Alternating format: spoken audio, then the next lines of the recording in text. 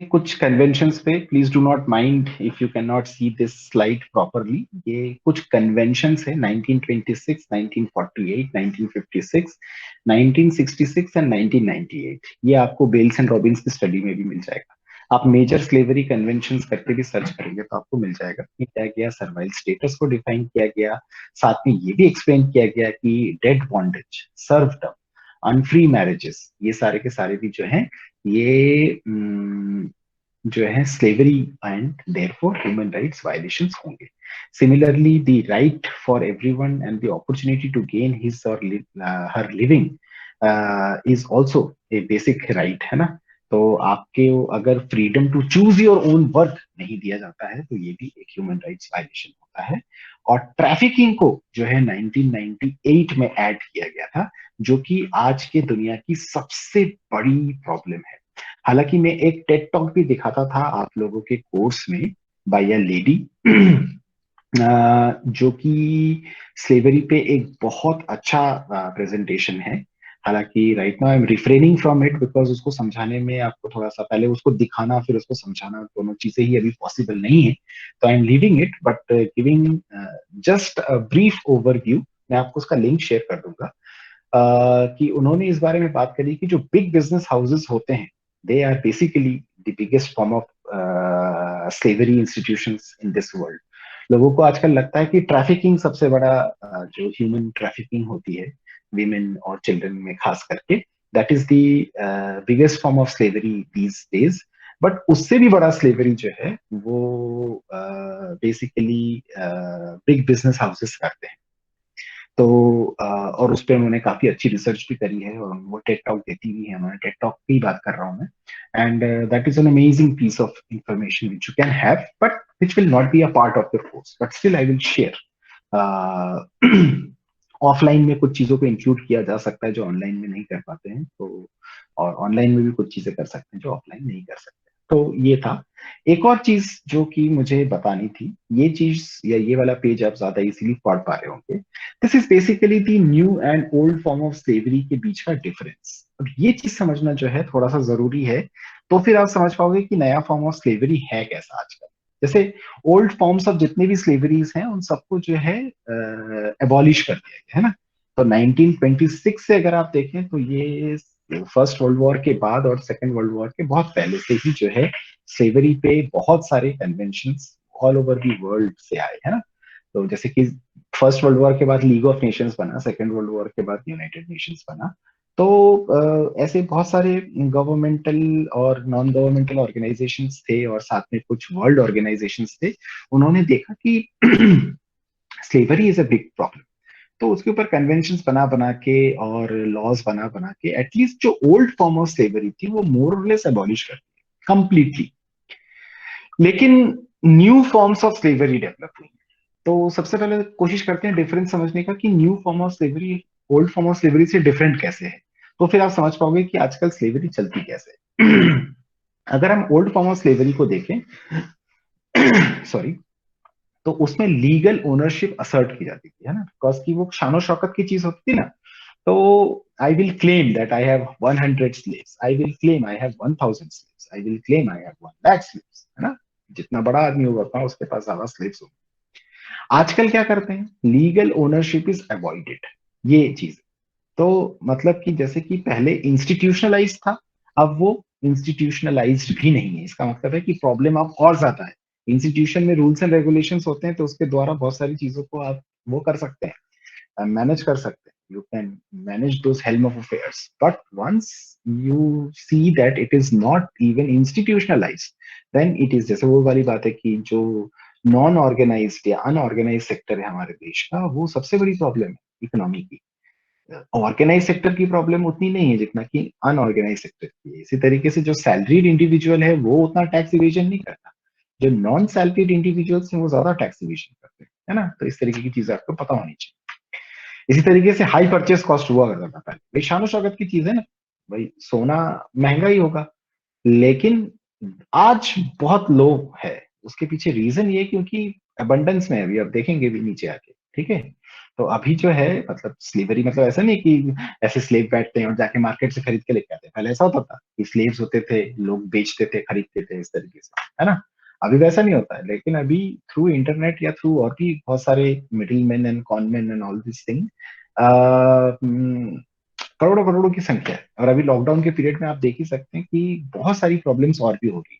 Migrant workers भी एक बहुत बड़ा रोल प्ले करते हैं उसमें। तो they are in a contractual slavery actually, and very low cost, very very low cost, ठीक है। वो यही रीजन है लो कॉस्ट का कि जैसे ये जो मैंने टी शर्ट पहन के रखी है अभी, किसी से मांग के ही पहनी है मैंने। तो ये टी शर्ट जो है, जब मैं 1996 के बारे में अगर मैं बात करूं, 1996 98 when I was in my college, तो एक टी शर्ट 40-50 रुपए की आती, बिलीव मी। अच्छा, और जो है जब मैं से 2003 2004 के बारे में बात करूं, मतलब मैं अनब्रांडेड नॉर्मल लोकल स्टफ के बारे में बात कर रहा हूँ, ठीक है, तो 70 रुपए के आने लग गए। आज भी जो है आप एक टी शर्ट डिकैथलन से भी 200 रुपए में खरीद सकते हैं, है ना?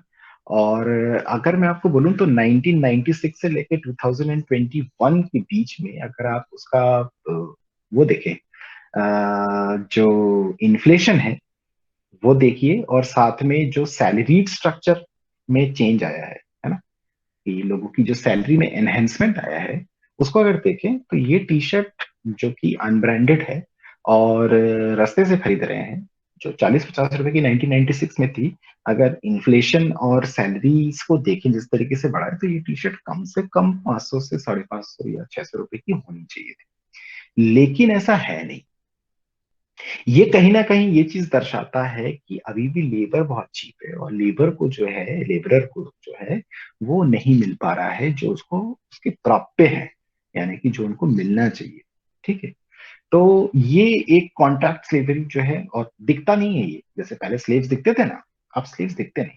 अब स्लेव्स पता नहीं चलता है, लेकिन उनकी हालत जो है वो स्लेवरी से भी खराब है, और कोई उनको ओन भी नहीं करता, ठीक है। और वो नहीं करने का क्या रीजन है, और उसकी अंडरस्टैंडिंग अभी हम मास्टर स्लेव रिलेशनशिप के बारे में भी देखेंगे, तो you will get the idea कि स्लेवरी होता कैसा था पहले। उसमें कुछ अच्छी चीजें भी थी, खराब चीजें तो भर के हैं, लेकिन कुछ अच्छी चीजें भी थी। मैं नहीं कह रहा हूँ कि स्लेवरी लाओ, किसी भी तरीके का स्लेवरी वो करो, लेकिन वो अच्छी चीजें भी अब नहीं रही। आते हैं उसपे। इसी तरीके से पहले लो प्रॉफिट होता था, आजकल बहुत हाई प्रॉफिट है। एक ही आदमी बहुत सारे काम कर रहा है, खूब सारा काम कर रहा है, और बहुत चीप में काम, क्या मतलब चीप लेबर है। इनफैक्ट जो बड़ी बड़ी कंपनीज है इंक्लूडिंग नाइकी, उनके ऊपर जो है लग चुका है कि वो जो है चीप लेबर और चाइल्ड लेबर से जो है बहुत सारा काम करवाते हैं। आप कोई भी जूता खरीद लीजिए, है ना, नाइकी या कोई भी बड़ी कंपनी की, तो वो made in Taiwan, made in China, made in India, made in Bangladesh, made in Pakistan, इस तरीके का होता है।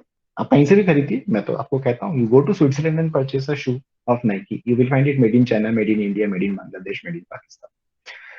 यही हाल है। वहां पे तो नहीं बनता है, क्योंकि वहां पे लेबर और लेबर रूल्स बहुत तगड़े हैं।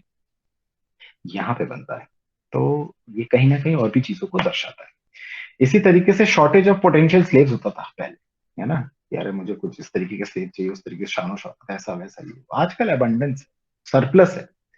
आपको एक काम आप फ्लोट करिए कि मुझे ये काम करवाना है, तो कुछ लोग बोलेंगे कि हम 10 रुपए लेंगे, हम कर देंगे। कुछ लोग बोलेंगे नहीं सर, हम 9 रुपए लेंगे, हम कर देंगे। कुछ लोग बोलेंगे सर मुझे 5 दे दो ना, तो आप 5 वाले को पकड़ लो, है ना। सिमिलरली पहले जो मास्टर स्लेव रिलेशनशिप था वो लॉन्ग टर्म रिलेशनशिप था, है ना। अभी जो है it is a very short term relationship, dispose करते हैं फटाक से, कोई ओन नहीं करता ना, काम करवाया भगा दिया। मतलब वो जो इन बिटवीन पीरियड है उसमें उनको और प्रॉब्लम होती है, because they are they do not have a job, they do not have a livelihood. ये स्थिति है, ये चीज समझेंगे आप लोग। मैंने आपको बोला था ना कि कभी विदेश जाएंगे तो समझ में आएगा, या यहाँ से जब जाएंगे तो समझ में आएगा कि स्थिति क्या है देश की और दुनिया की। तो कभी जब यहाँ से विदेश की तरफ जाएंगे तो आपको दिखेंगे जो लोग, और जिस तरीके के लोग जा रहे हैं वो वहां पे किस तरीके का काम करते होंगे। कोई विदेश जाकर भी देखिए, ठीक है। अभी मैं कुछ सालों पहले इटली गया था, करीब 3 साल पहले, 2.5 से 3 साल पहले।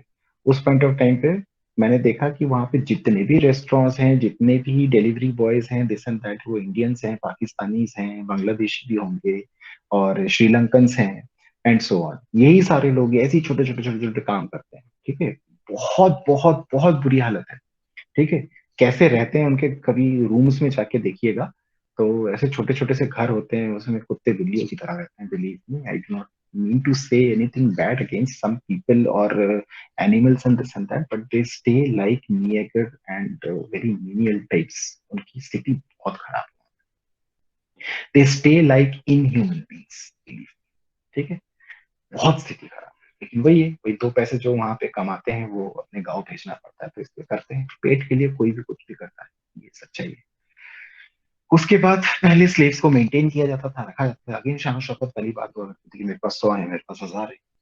आजकल क्या करते हैं, तुरंत डिस्पोज करते हैं, काम हुआ डिस्पोज कर दिया, कौन झेलेगा। उनको ये पैसे देने पड़ेंगे। भैया सपोज दहाड़ी में रखा है किसी को, 100 रुपए देंगे, 2000 रुपए देंगे, जो भी है, तो जैसे काम हुआ फेंक दिया।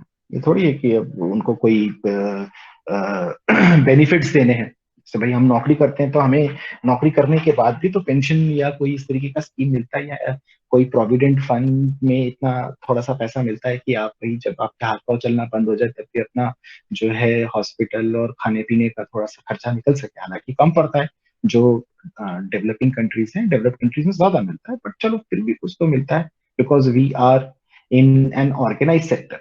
बट जो लोग अनऑर्गेनाइज सेक्टर्स में, जिनके कोई बेनिफिट्स नहीं अपार्ट फ्रॉम जब वो वर्क कर रहे हैं, तो उनकी स्थिति बहुत दयनीय, और उनका बुढ़ापा ना ही आए तो अच्छा है ना। एंड लास्ट, जैसे मैंने उस दिन आपको फर्स्ट एग्जाम्पल दिया था, कि सोचने के लिए कहा था, विनीत ने बोला भी कि एथनिक डिफरेंसेस अब इंपॉर्टेंट नहीं रह गए। Everybody is a slave this days. Every corner of the world has turned into a slavery shuttle, है ना, ये चीज है। तो आपने जैसे, अब तो खैर आईपीएल बैन वो हो गया, बंद हो गया। तो आईपीएल में जो क्या बोलते हैं, हमारे चीयर गर्ल्स हैं, इसे लेके दुनिया जहान में हमारे हमारे देश के अंदर ही जो है बहुत सारे विदेशी जो कि मतलब वाइट्स हैं, वो भी जो है उसी के एक पार्ट्स हैं, अगर आपको पता हो तो। और ये आपको हर कहीं मिलेगा। स्लेवरी पे तो बहुत खतरनाक डॉक्यूमेंट्रीज हैं, कभी देखेंगे तो एक दो दिन खाना भी नहीं खा पाए कोई बड़ी बात, क्योंकि निगल नहीं पाओगे, इतना बुरा हाल है उनका, और स्थिति बहुत खराब है। और ये सिर्फ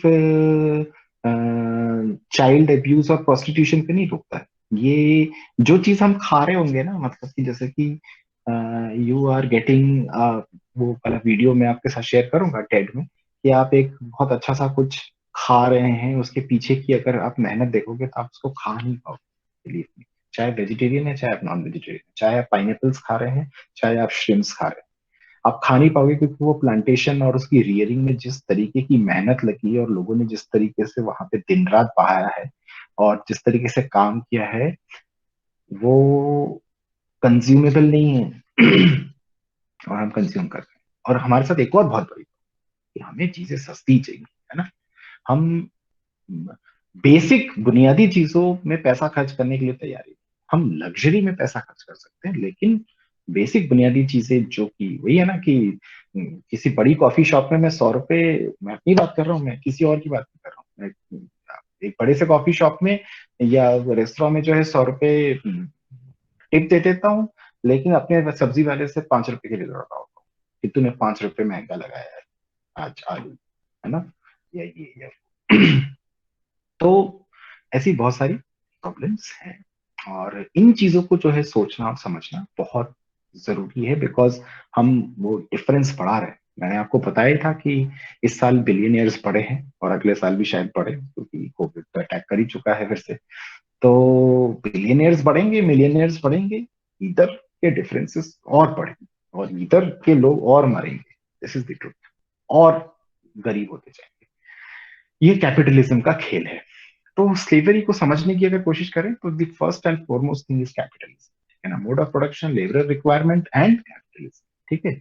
everything is related to capitalism. जहां पे आप maximising the profit is a virtue मानते हैं, और दूसरों का ख्याल नहीं करते हैं, आप कितना भी कमाइए लेकिन दूसरों की लाइफ को नॉर्मल या जिसे कहना चाहिए कंफर्टेबल नहीं करते। अपनी लग्जरी को बढ़ाते हैं, लेकिन दूसरे को कंफर्टेबल भी नहीं करते हैं, दूसरे को मिजरेबल करते हैं। तो ये जो डिफरेंस है ना, ये क्रिएट करता है सबसे बड़ा प्रॉब्लम, ठीक है। और इसमें हम सब शामिल हैं।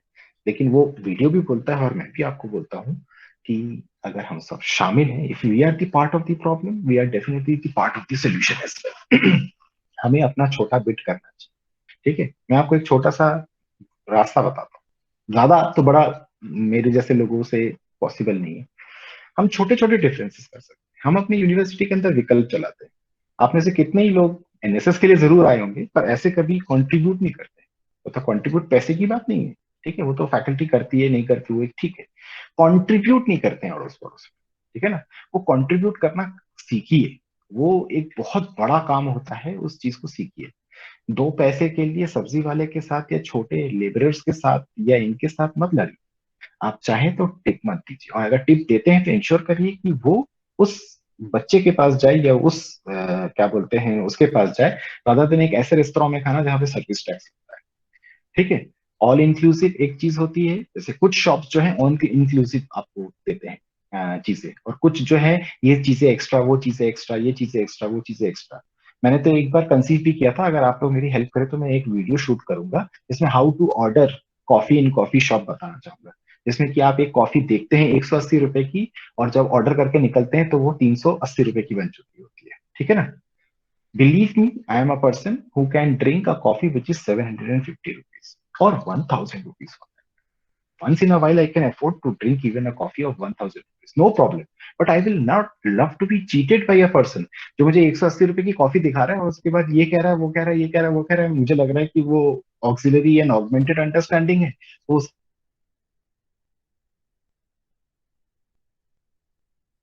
आपको बोला बैठिए, आप वहां पे लेके नहीं आए। वो पता चला कि क्योंकि आप बैठ गए थे और आप वहां से लेके नहीं आए थे, तो उसने उसका भी एक टैक्स लगाया है, कॉस्ट लगाया है।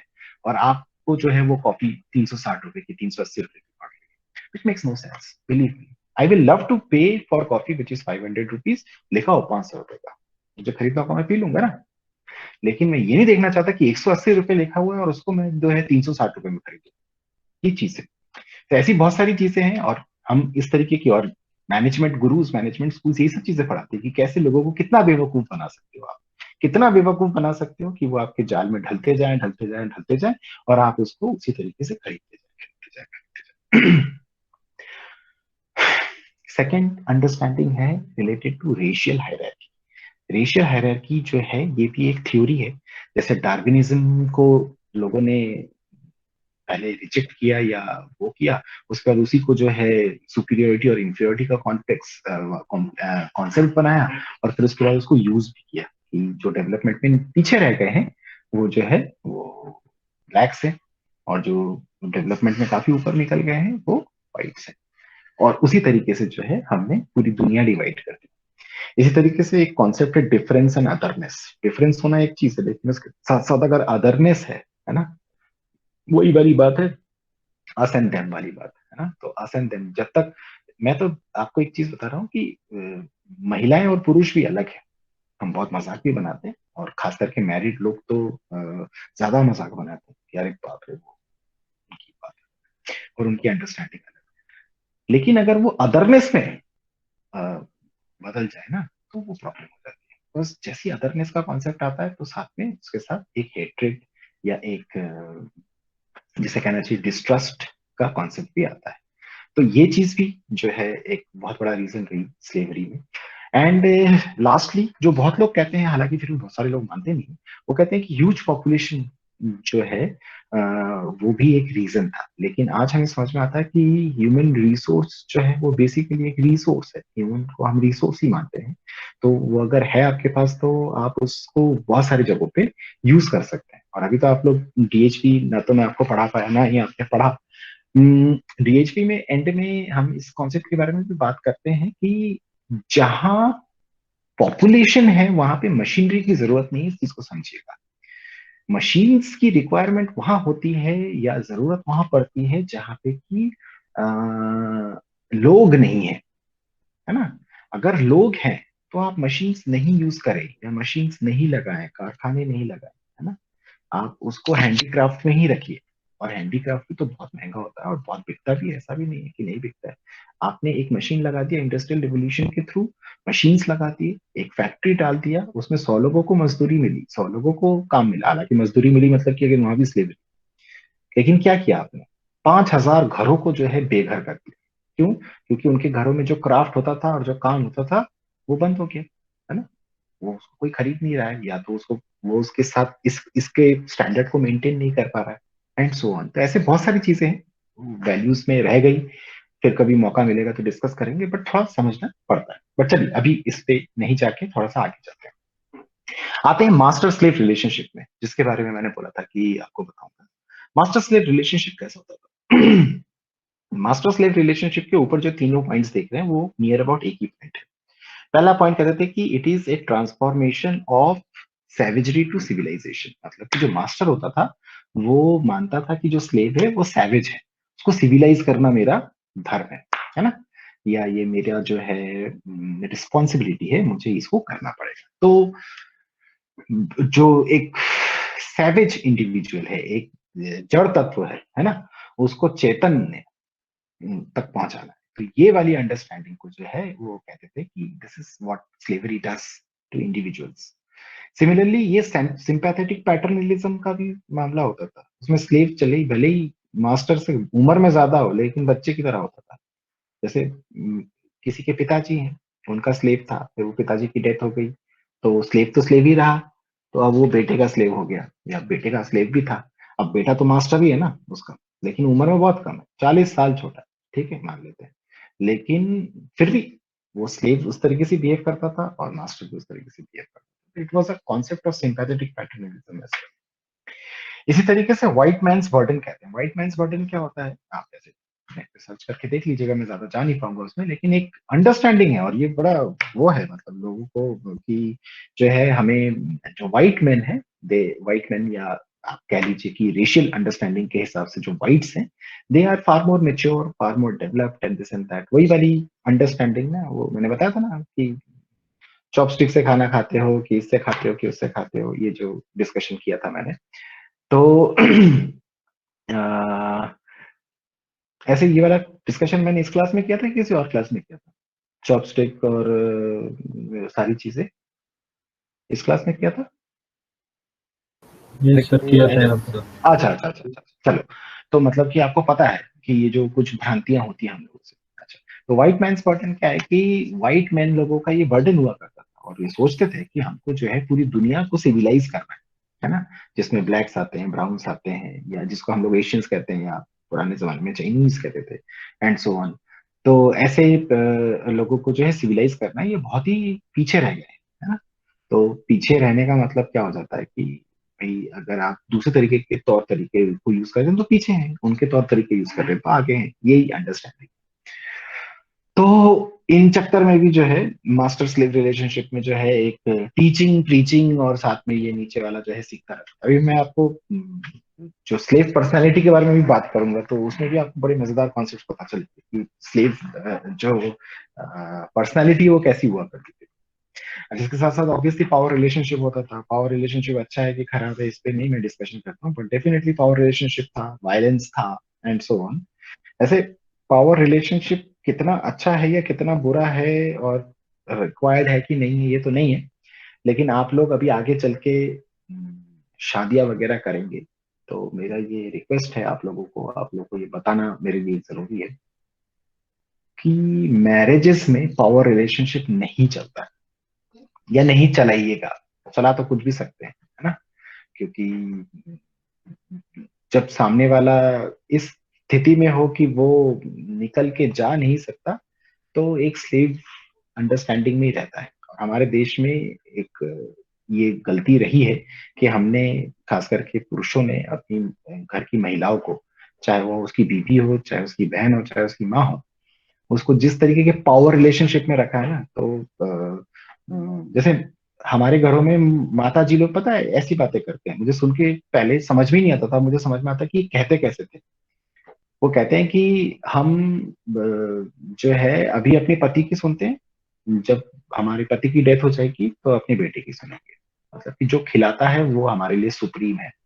और क्योंकि वो ब्रेड अर्नर्स होते हैं, और महिला को ये लगता ही नहीं है ना कि महिला जो घर में इतना सारा काम करती है फ्री में, उसकी उनको कुछ मिलना चाहिए। उनके लिए जो घर में खाने पीने को मिल जाता है और रहने को मिल जाता है, यही वो अपना सौभाग्य समझती है, और हम भी वो सौभाग्य ही मानते हैं, क्योंकि एक मेल डोमिनेटेड सोसाइटी है ना। तो इस चीज को बदलने की बहुत जरूरत है। पढ़ाई लिखाई कर रहे हैं तो थोड़ा सा इक्वल होइए कुछ मैटर्स में जो कि जरूरी है। और पावर रिलेशनशिप को मेंटेन मत करिए। पावर तो एक अलग चीज है। तो पावर रिलेशनशिप्स जो है वो बेसिकली स्लेवरी की अंडरस्टैंडिंग है, मास्टर स्लेव रिलेशनशिप, ठीक है ना। तो पावर रिलेशनशिप्स को जो है थोड़ा सा पीछे फेंकिए। बहुत कर लिया हमारे बाप दादाओं ने या हमारे माँ बाप ने, अब उससे ऊपर उठने की जरूरत है। पावर रिलेशनशिप्स नहीं होने चाहिए, और आप लोग आगे चल के जब भी किसी संबंध में रहें तो उसमें और कुछ करे ना करे, पावर मत करिएगा, ठीक है ना। पावर मत चलाइएगा, कोई भी हो। मैं सिर्फ ऐसा नहीं कर रहा हूँ कि सिर्फ पुरुष ही यूज करता है ये चीज, महिलाएं भी करती हैं। तो ये दोनों ही चीजें जो है सही नहीं है। और इस चीज को जो है मेंटेन करना एक इक्वलिटेरियन अंडरस्टैंड, बिकॉज आप लोग एक साथ जिंदगी जी रहे हैं तो उसकी रिक्वायरमेंट है वो कि आप एक दूसरे को बराबर का भागीदार माने। And last but not least, इनकी जो रिलेशनशिप होती थी ये इनइक्वालिटी और अदरनेस से भी कनेक्टेड हुआ करती थी। तो इनइक्वल है ये दो लोग, दोनों ही मानते थे, और एक दूसरे से अलग भी है ना। मास्टर्स मास्टर्स होते हैं, स्लेव स्लेव होते हैं। हम लोग आज भी जो है गोरों को साहेब कहते हैं, साहब लोग, है ना। टेक्नोलॉजी है हमारी कि हम उनको साहब बोलते हैं, है ना।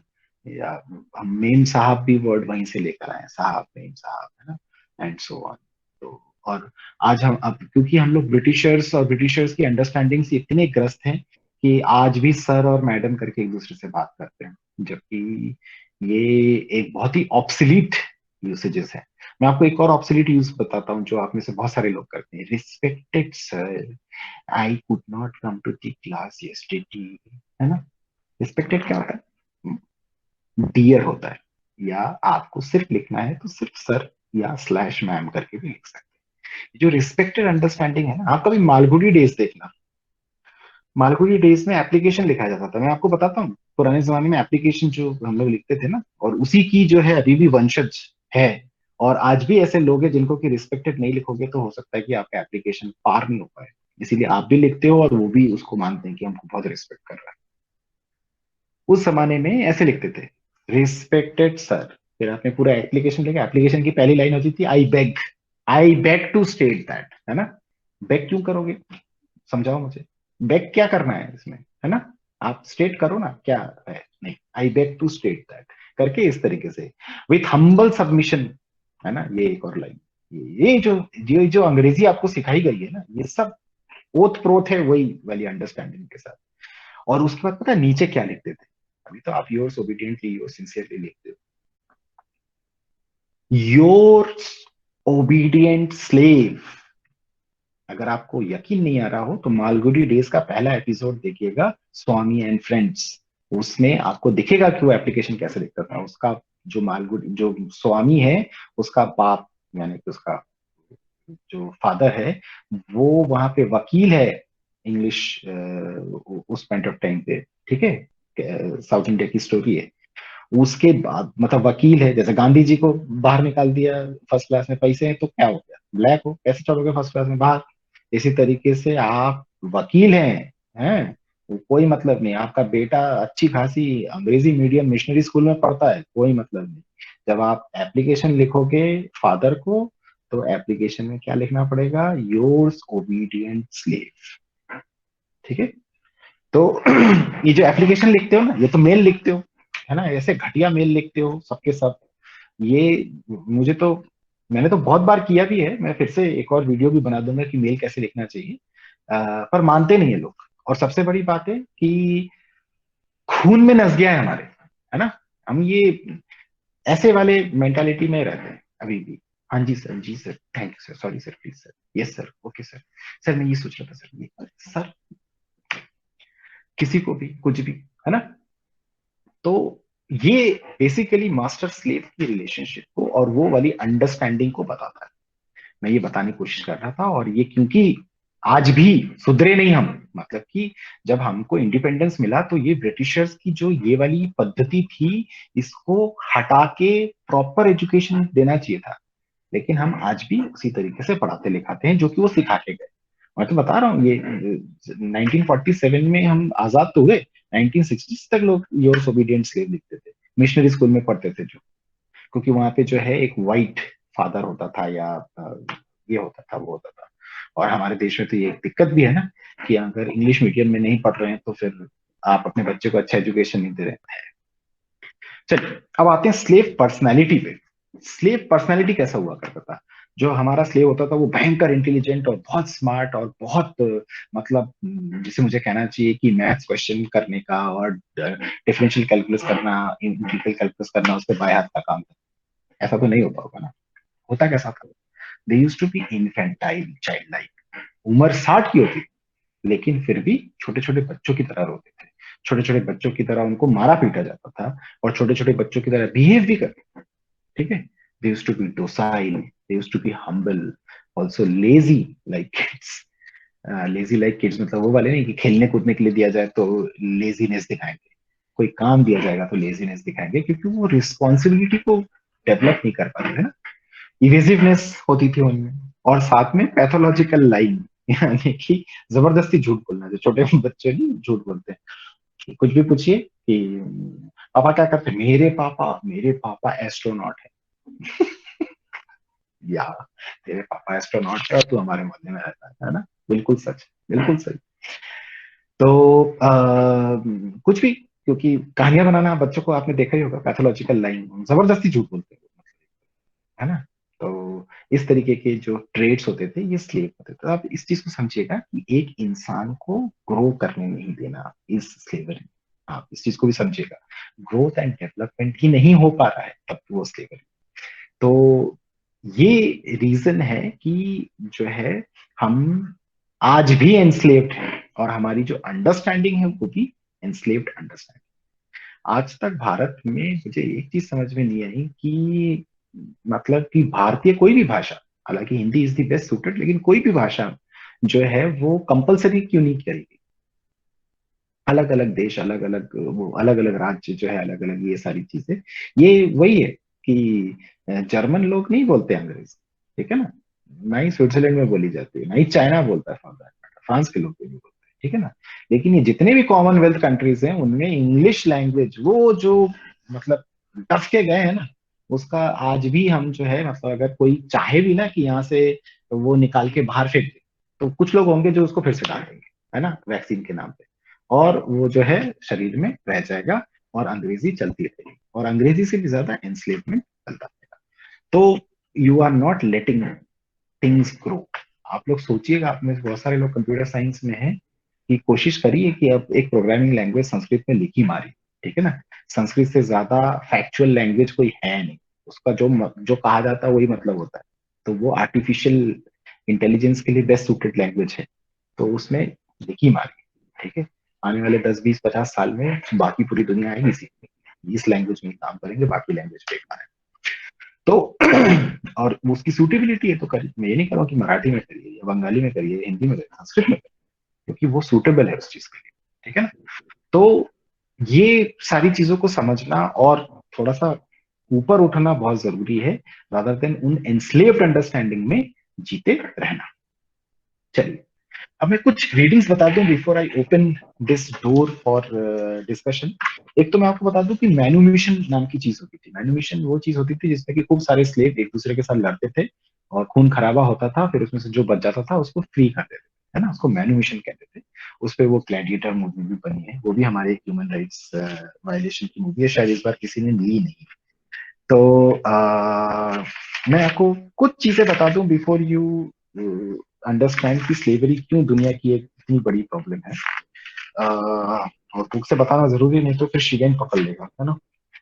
अ, पहली चीज जो मुझे बतानी थी, slavery is a violation of that right which many consider to be a definitive human right, that is the right to free. आपको कोई ओन नहीं कर सकता, ये चीज है ना? आप अपने आप को ओन कर सकते हैं, है ना? ऐसे बहुत सारे लोग आपको कहते होंगे ना दैट आई डिसोन यू, मतलब आप उसको ओन करके रखा था, है ना? We are free personally, writes Orlando Patterson, to the degree that we are released from the power of another or not prevented by the power of another to do what we want. So this is a basic human right. We need to be free from external control over our lives. ये एक और basic requirement है, इसको हम सोवरिनल freedom कहते हैं, है ना? जैसे सोवरिन राष्ट्र होता है, नेशन होता है, स्टेट होता है, इसी तरीके से हम अपने सोवरेन होते हैं, है ना? हम अपने सोवरेन होते हैं, इसका मतलब ये है कि हमें कोई फोर्स नहीं कर सकता किसी चीज को करने के लिए। This is the freedom to share in the collective power of the state that governs us. ये मतलब जो सोशल कॉन्ट्रैक्ट थ्योरी है, अगर आप उसको जानते हो, तो सोशल कॉन्ट्रैक्ट थ्योरी ये कहती है कि आपके पास कुछ राइट्स दिए जाते हैं स्टेट के द्वारा, सो दैट कि आप ड्यूटीज परफॉर्म करें, और ये कॉन्ट्रैक्ट, तो अगर आप उसको तोड़ेंगे तो आपको इंस्लेव कर देंगे, या आपको इम्प्रिजन कर देंगे, आपको पनिश करेंगे, एंड सो ऑन। लेकिन अगर आपने ऐसा कुछ किया ही नहीं है तो Article 27(1) suggests that we might even wish to expand the definition and talk about freedom to participate in the cultural life of the community, as the Universal Declaration of 27(1) suggests. अगर 27(1) में जाओ तो मैं थोड़ा सा और कंटिन्यू करता हूँ, so that such participation can be read as a form of active citizenship and thus the empowerment through the resources that were never available to tragic सेबा। अच्छा, ये एक स्टोरी के बारे में बता रहा, मैं आपको बता दूं कि बहुत बार बहुत सारे लोगों के पास बहुत सारे राइट्स ही नहीं होते, उनको बताया ही नहीं जाता है कि इस तरीके की राइट्स हैं या आपके पास है। ऐसे भी आपको पता नहीं होगा कि स्लेवरी में जो कंडीशन होती है लाइफ की, वो इस तरीके की होती है कि लोगों को ये पता ही नहीं, उनको ये समझ भी नहीं आता है कि फ्रीडम क्या चीज होती है। दे डू नॉट अंडरस्टैंड इट, या वो फ्रीडम को देख के जो है दे they have a ill wish, या दे डू नॉट अंडरस्टैंड। जैसे अभी कुछ दिनों पहले मतलब काफी टाइम पहले, मुझे तो खुद ही को सोशल नेटवर्क छोड़े हुए करीब करीब 1 साल हो रहा है, 2-3 साल पहले आपने देखा होगा, क्योंकि आप लोग सोशल नेटवर्किंग साइट में होते हैं, एक फोटोग्राफ दिखती थी जिसमें कि ऐसा होता था कि 2-3 अरेबिक या सो कॉल्ड, जिसे मुझे कहना चाहिए कि बुरखे वाली महिलाएं हुआ करती थी, और साथ में एक कोई वाइट वुमन होती थी। तो व्हाइट वुमन ने जो है ऐसी एक शॉर्ट्स पहना हुआ होता था और एक जीन्स की शर्ट डाली हुई होती है, और वो किसी जगह पे कोई देख रही है, और साथ में जो 2-3 महिलाएं हैं वो भी उनको देख रही हैं। तो उसमें वो एक लाइन लिखते थे कि the birds in cage do not understand what flying is all about, and so on. तो वो स्थिति है बेसिकली, जब आपको इस तरीके के राइट्स नहीं मिलते हैं, कि आप समझ नहीं पाते, और इनफैक्ट आप उसको अप्रिशिएट भी नहीं कर पाते। For ardent slavery constitutes such an offense against human rights not so much because it denies certain people liberty, but because quite clearly other institutions which we find perfectly acceptable to the same, but because it denies them the possibility of fighting for their freedom, है ना?